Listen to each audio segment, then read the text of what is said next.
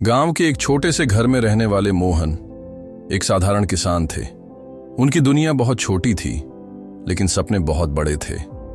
उनका सबसे बड़ा सपना था अपने बेटे रोहन को पढ़ा लिखा कर एक काबिल इंसान बनाना, ताकि वह गांव से बाहर निकलकर एक सम्मानजनक जिंदगी जी सके। मोहन के पास ज्यादा जमीन नहीं थी, थोड़ी बहुत खेती करके और दूसरों के खेतों में मजदूरी करके ही घर का खर्च चलता था।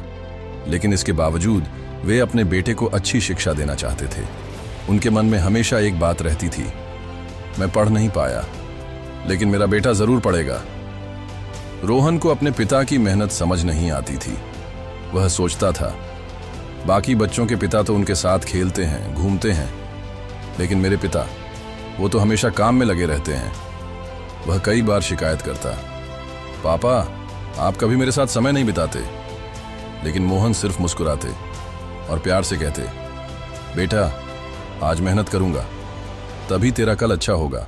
समय बीतता गया, रोहन बड़ा होने लगा और स्कूल जाने लगा, लेकिन घर की आर्थिक स्थिति बहुत खराब थी। कई बार तो ऐसा होता कि मोहन के पास स्कूल की फीस भरने के लिए पैसे नहीं होते। बारिश समय पर न होने की वजह से फसल खराब हो जाती और मोहन को उधार लेकर घर चलाना पड़ता। एक दिन स्कूल में फीस जमा करने की आखिरी तारीख थी।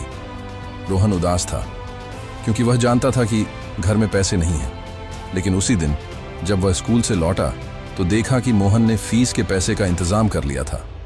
रोहन ने हैरानी से पूछा, पापा पैसे कहाँ से आए?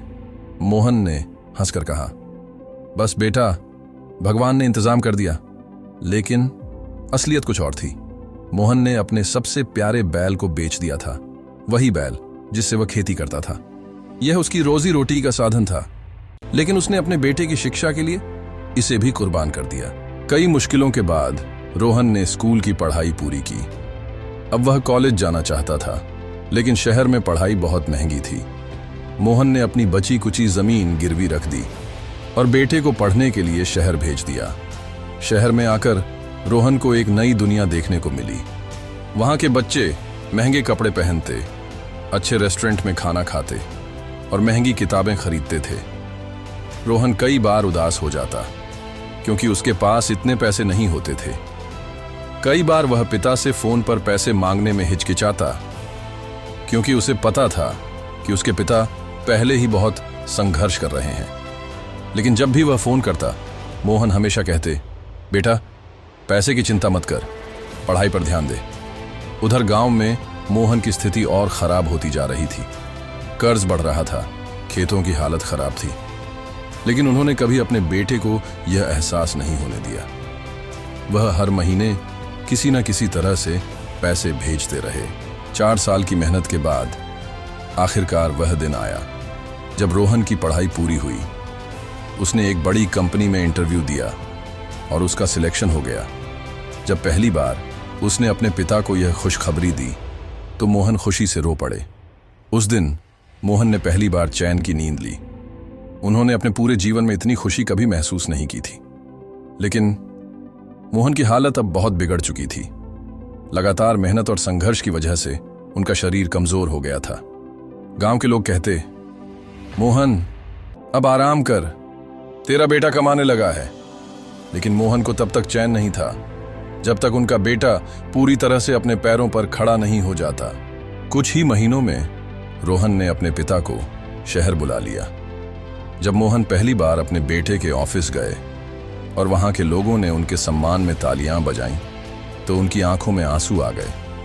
वहां रोहन के बॉस ने कहा, रोहन तुम्हारी मेहनत काबिले तारीफ है, तुम्हारे पीछे जरूर किसी ने तुम्हारा बहुत साथ दिया होगा। रोहन ने अपने पिता की ओर देखा, उनका हाथ पकड़ा और भावुक होकर कहा, सर मेरे पीछे नहीं, मेरे आगे हमेशा मेरे पापा खड़े रहे। मेरी सारी मेहनत उन्हीं से सीखी है। अगर मैं आज यहां हूं तो सिर्फ मेरे पिता की वजह से। वे ही मेरे असली हीरो हैं। यह सुनकर मोहन की आंखें भर आईं। उन्होंने अपने बेटे को गले लगा लिया और प्यार से बोले, बेटा अब मैं चैन से जी सकता हूं, क्योंकि तेरा भविष्य अब सुरक्षित है।